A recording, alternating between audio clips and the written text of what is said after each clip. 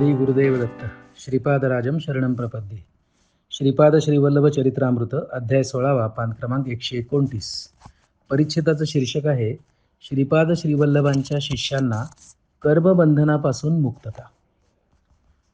मग आता श्रीपाद श्रीवल्लभ म्हणजे काय, त्यांचं शिष्य होणं म्हणजे काय, आणि तसं जर झालं तर कर्मबंधनापासून मुक्तता म्हणजे काय, या शीर्षकातच आपल्याला काही गोष्टी सापडू शकतील. श्रीपाद स्वामींच्या लीला मोठ्या अगम्य आहेत. साहजिक आहे ते अगम्य असणं, कारण जो निर्माता आहे ना, त्याचा हेतू, त्याचं स्वरूप हे त्यांनी ज्याला निर्माण केलं आहे त्याला कधीच कळू शकत नाही. त्याला ते अगम्यच राहणार आहे कारण. त्यामुळे श्रीपाद स्वामींच्या लीला मोठ्या अगम्य आहेत हे बरोबर आहे.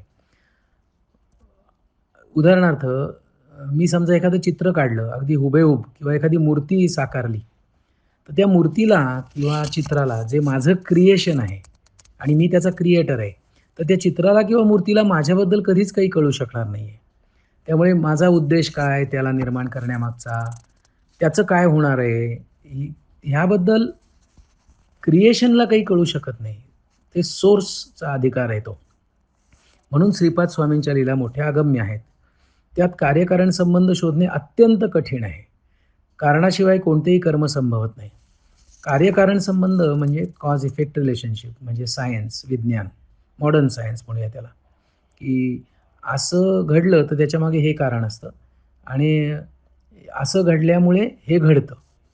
आणि हे शोधणं अत्यंत कठीण आहे, कारण क्लिष्ट आहे हा सगळा कर्माचा बाजार. जो जी वेगळी कर्म चालली आहेत ना, घडतायत, त्याची आंतरिक गुंतागुंत कळणं फार कठीण आहे. अगदी साधं आहे, मी घरातनं काहीतरी ठरवून निघतो आणि घराबाहेर पडतो. घराबाहेर पडल्यानंतर माझ्यासमोर काय उभं असेल हे मला माहिती नाही आहे. त्यामुळे मी ठरवलेल्याच्याच दिशेने पुढे जाईन का दुसरंच काहीतरी घेऊन त्या दिशेने जाईन माहिती नाही आहे. हा सगळा गुंता अगम्य आहे. कारणाशिवाय कोणतेही कर्म संभवत नाही. इंद्राची पूजा गोकुळवासियांनी प्रतिवर्षाप्रमाणे न केल्यामुळे रागावून त्याने गोकुळावर अतिवर्षा केली. तेव्हा श्रीकृष्णाने गोवर्धन पर्वत आपल्या अंगुलीवर उचलून धरला व त्याखाली सारे गोकुळवासी सुरक्षित राहिले.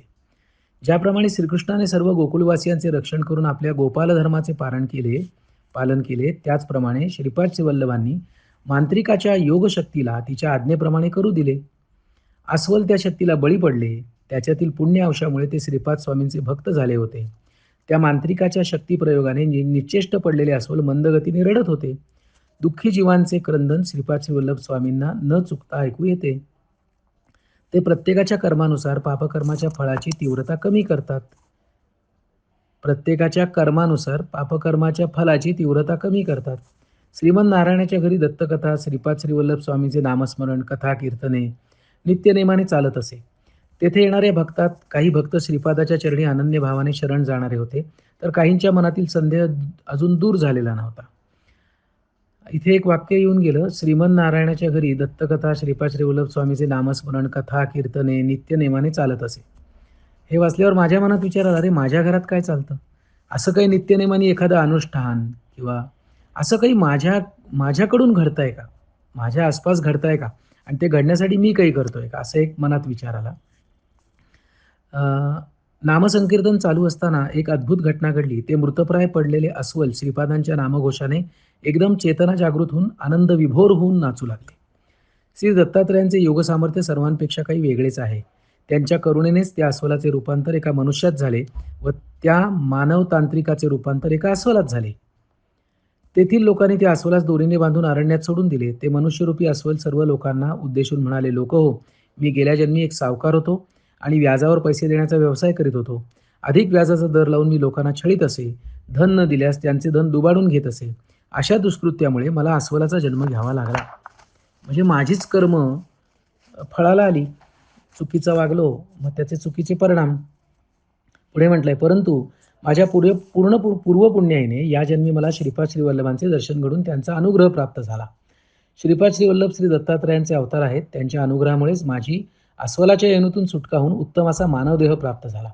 त्या मांत्रिकाने अनेक पापकर्मे केली. त्याने माझ्यासारख्या मूक असलेल्या आणि विशेष म्हणजे श्रीपाद श्रीवल्लभ स्वामींचा भक्त असलेल्या प्राण्यांचा विनाकारण छळ केला. या पापकर्मामुळे त्याला श्रीपाद श्रीवल्लभ स्वामींनी योग्य ते शासन केले. शिष्टांचे रक्षण आणि दुष्टांना शासन. शिष्यांचे रक्षण आणि दुष्टांना शासन असे ब्रीद असलेल्या स्वामींची जे आनंद भावाने श्रद्धायुक्त अंतःकरणाने सेवा करतात त्यांच्यावर श्री स्वामींचे कृपाछत्र सदैव असते. देव आणि भक्तांची निंदा करणाऱ्या आणि परधनावर आसक्ती ठेवणाऱ्या लोकांना ते योग्य ते शासन करण्यास चुकत नाहीत. आपल्या पापकर्मावर पश्चात्ताप होऊन व योग्य ती शिक्षा भोगल्यानंतर काही दुष्ट लोक स्वामींचे भक्त झाल्याची उदाहरणे आहेत. तो मनुष्यरूपी अस्वल पुढे म्हणाला, मी श्री स्वामींच्या नामस्मरण पारायणाने सद्गतीस प्राप्त झालो.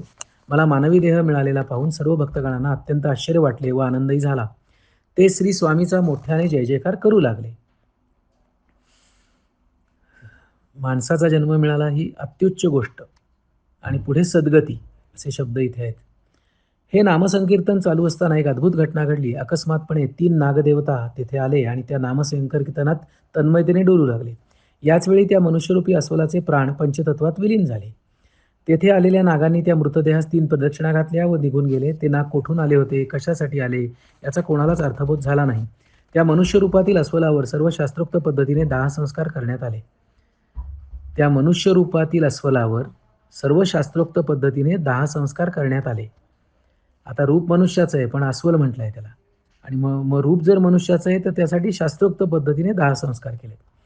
आम्हा श्रीपाद श्री वल्लभांच्या नामस्मरणानेच सतत ध्यान होते व त्यांच्याच जीवनाला आधार होता. ते 3 नाग वरील घटनेनंतर आमच्या घरीच राहू लागले. त्यांची आम्हाला व दुसऱ्या दत्तभक्तांना भीती वाटत नसे, परंतु दुसऱ्या लोकांना मात्र त्यांची भीती वाटे व ते आमच्या घरी येत नसत. श्रीपाद श्री वल्लभांचे नामस्मरण भजन सुरू करताच ते नाग तन्मयतेने डोलू लागत. त्या वृद्ध दंपतीच्या घराजवळील काही जमीन त्यांच्या भाऊबंधांनी अन्यायाने लुबाडली होती. त्या जागेस पंचांनी विवादग्रस्त अशी घोषित केली होती, परंतु त्या जमिनीवर भाजीपाला लावण्याची परवानगी मिळाली होती. आमच्या भाऊबंधांनी गावातील प्रतिष्ठित लोकांना धनाचे प्रलोभन दाखवून आपलेसे करून घेतले होते. त्यामुळे त्या विवादित भूमीचा निर्णय सारखा पुढे ढकलला जात होता.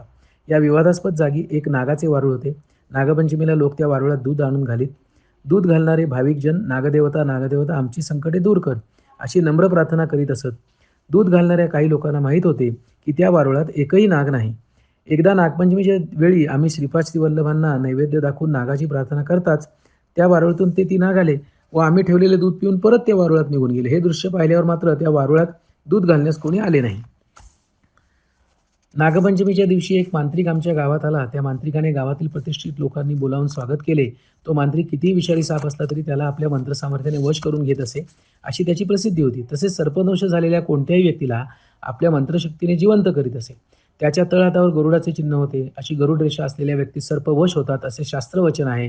ही मंत्रविद्या त्यास प्राप्त असल्याने सारे गावकरी त्याच्यापुढे नतमस्तक होत असत. त्या मांत्रिकाने गावातील प्रतिष्ठित व्यक्तीबरोबर येऊन आमच्या घराजवळ असलेल्या वारुळाच्या 4ही बाजूनी आग लावली. तो त्या आगीजवळ बसून जोरजोरात मंत्रोच्चार करीत होता व विचित्र हावभाव करीत होता.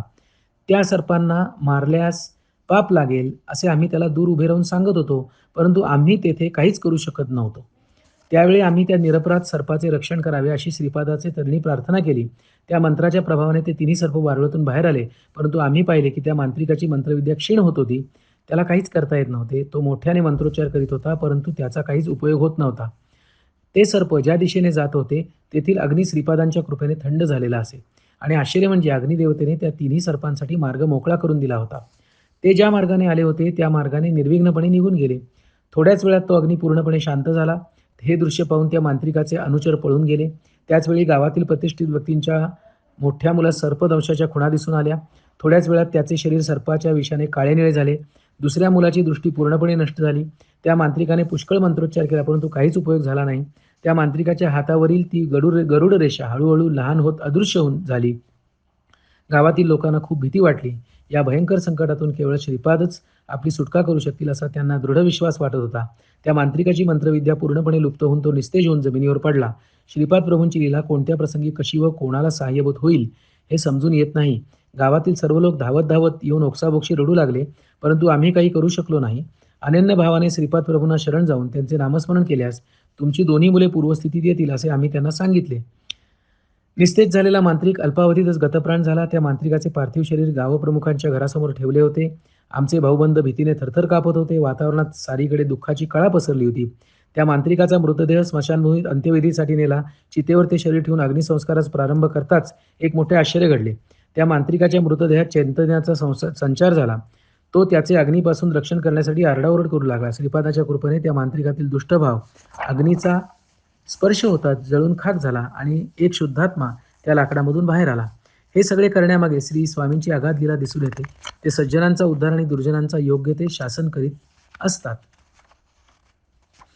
तो मांत्रिक चितेवरून उठून त्या गावप्रमुखांच्या घरी उड्या मारीतच आला. आम्ही सर्वांनी जमून त्या मुख्याच्या घरी दत्त महात्म्य वर्णन करणारे कीर्तन केले. त्यानंतर दत्ता दिगंबरा, श्रीपाद वल्लभ दिगंबरा या भजनाने सारा आसमंत भरून टाकला.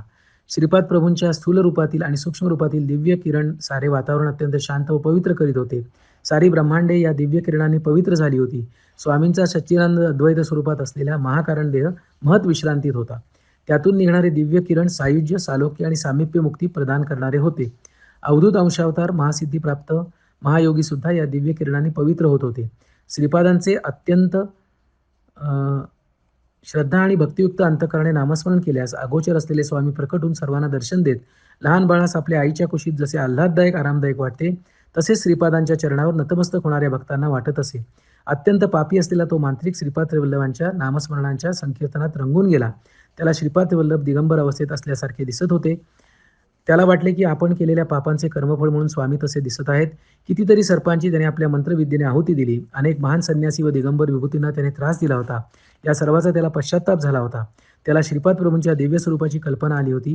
तो श्रीपादांच्या चरणांवर नतमस्तक झाला. जेव्हा त्याच्या मनाचे परिवर्तन झाले तेव्हा त्याचा द्वेषाग्नी शांत झाला. श्रीपाद प्रभूंनी आपले उत्तरीय त्याला पांघरण्यास दिले. ते घेतल्यावर तो मांत्रिक अत्यंत आनंदाने नाचू लागला. सूर्योदय होण्यापूर्वीच त्या ग्रामप्रमुखाच्या धाकट्या मुलास उत्तम दृष्टी प्राप्त झाली. श्रीपाद प्रभूंच्या नैवेद्याच्या दुधाने मोठ्या मुलास शुद्ध आली आणि थोड्या वेळातच तो पूर्ववत निरोगी झाला. तो मांत्रिक सर्व संघ परित्याग करून साधूहून दूरदेशी निघून गेला. गावातील पंचांनी त्या वृद्ध दंपतीची जमीन त्यांनाच मिळावी असा न्याय दिला. इथे आता काहीतरी वरवर दिसणारं एक आहे आणि आतमध्ये काहीतरी वेगळं आहे. पण शरण गेल्यानंतर बदल संभवतो आणि कृपा होते एवढं तर नक्कीच जाणवत आहे. तो मांत्रिक सुद्धा शरण गेला आणि त्याचीही संकट दूर झाली. मुद्दा कोणाला शरण जायचं हा नाहीये, तर माझ्यामध्ये शरणागत भाव आहे का? म्हणजे मुद्दा नमस्कार करण्यासारखे चरण मिळत आहेत हा नाहीये, मला कुठलेही चरण दिसले तरी नमस्कार करण्याची कला अवगत झाली आहे का, हा मुद्दा आहे. तर अशी कला आपल्यालाही अवगत हो, तो शरणागत भावात आपल्यातही येऊ, यासाठी आपण श्री दत्तगुरूंना शरण जाऊया. श्रीपादराजम शरणं प्रपद्ये. श्री गुरुदेव